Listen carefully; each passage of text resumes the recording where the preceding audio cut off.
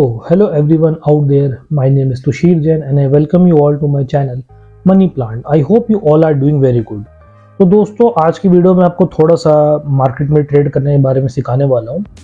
इस वीडियो में समझेंगे कि जब भी आपको अगर ट्रेडिंग या इन्वेस्टिंग अपने हिसाब से आप सेल्फ लेके बैठ रहे हैं तो आपका उसमें फर्स्ट स्टेप क्या होना चाहिए। आज मैं आपसे इस वीडियो में सिर्फ एक जो बेसिक स्टेप होता है आपका बिगिनर स्टेप उसके बारे में बात करूँगा। बाकी जो हमारा फुल कोर्स की वीडियो है मैं आपके जल्दी लॉन्च करूंगा जिसमें आपको सिखाऊंगा कि आपको स्टॉक सिलेक्ट कैसे करने हैं, आपको स्टॉक्स की फंडामेंटल रिसर्च कैसे करनी है, टेक्निकल रिसर्च कैसे करनी है, उसकी वैल्यूएशन होती है वो कैसे करनी है।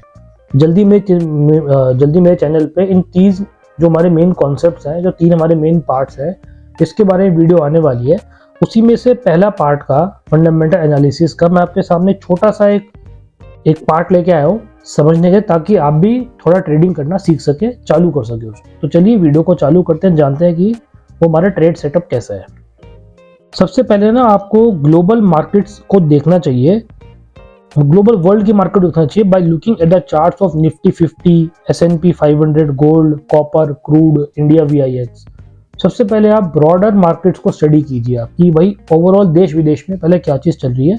इन ब्रॉडर मार्केट्स के चार्ट को देख के Nifty 50, S&P 500, gold, copper and crude compare कीजिए Nifty mid cap 100 to Nifty 50। Then आप कंपेयर करके देखिए Nifty small cap 100 to Nifty 50।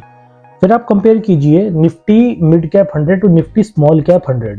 इससे आपको एक थोड़ा सा आइडिया मिल जाएगा कि यार मिड कैप और स्मॉल कैप की जो सेगमेंट्स है उसमें क्या कुछ पोजीशन चल रही है। निफ्टी कंपैरिजन में वो आपके भी अंडर वैल्यूड है, ओवर वैल्यूड है, आपको जस्ट देख के बेसिक आइडिया मिल जाएगा इसमें, ठीक है।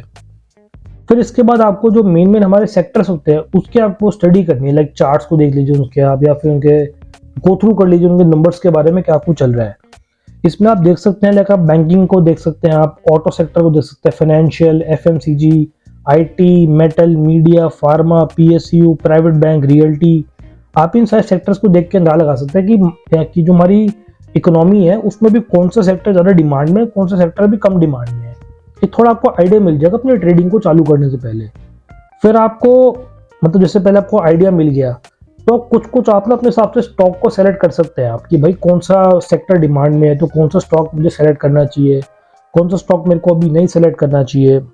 नेक्स्ट पॉइंट पर हम बात करके चलें कि आपको उन्हीं फंड्स में पैसा लगाना चाहिए सेफ ट्रेडिंग के लिए। मैं यहाँ पे रिस्की ट्रेडिंग की बात नहीं कर रहा। एंड अगर आप अभी बिगनर हैं आप लोग, मैं उस चीज़ के पॉइंट से बता रहा हूँ कि बिगनर्स को भी क्या करना चाहिए। आप सिर्फ उसी फंड से पैसा इन्वेस्ट कीजिए जो फंड्स या जो स्टॉक्स अभी थोड़ा अप ट्रेंड में आपके। एक हमारा स्टॉक होता है अप ट्रेंड में, एक होता है हमारा स्टॉक डाउन ट्रेंड में, एक हमारा फेस होता है कंसोलिडेशन फेज। तो कंसोलिडेशन में आपको पेशेंस चाहिए, डाउन ट्रेंड में देखने का कुछ चाहिए कि स्टॉक कहाँ जाकर रुकेगा। अप ट्रेंड में तो मतलब ये है कि स्टॉक अभी जैसे मोमेंटम में है तो आप मोमेंटम स्टॉक्स में इन्वेस्ट कर सकते हैं।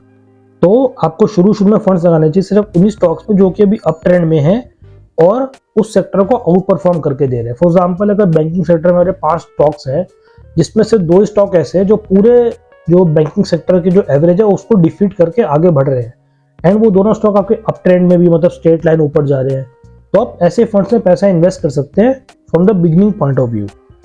फिर आपको इन सब चीज़ों को ध्यान रखना है कि जो स्टॉक अपने 20 डे सिंपल मूविंग एवरेज के बिलो में आ रहे हैं उनको आपको रिमूव कर देना चाहिए। स्टॉक्स को नहीं लेना। जैसे आप ना इसमें जो इंडिकेटर्स होते हैं, कोई भी अगर आपका ब्रोकिंग प्लेटफॉर्म है उसकी स्क्रीन पे इंडिकेटर्स होते हैं डिफरेंट तरीके के। उसमें अगर आप SMA को सेलेक्ट करेंगे, उसमें सेटिंग करके 20 पे कर देंगे, तो आपको उन्हीं स्टॉक्स को लेना है जिन्होंने अपनी क्लोजिंग जो है 20 डे सिंपल मूविंग एवरेज के ऊपर दी हो।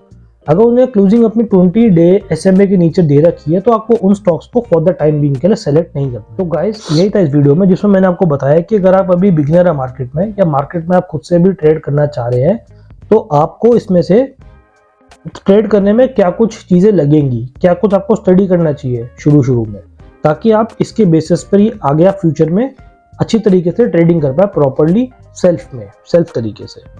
तो गाइज यही था इस वीडियो में। अगर आपका कुछ भी डाउट है इस वीडियो से रिलेटेड तो जरूर मुझसे आप उस चीज़ के बारे में कमेंट सेक्शन में पूछ सकते हैं। एंड इसी प्रकार की इन्फॉर्मेटिव वीडियोस के लिए बने रहिएगा मेरे चैनल मनी प्लांट के साथ। Thank you so much.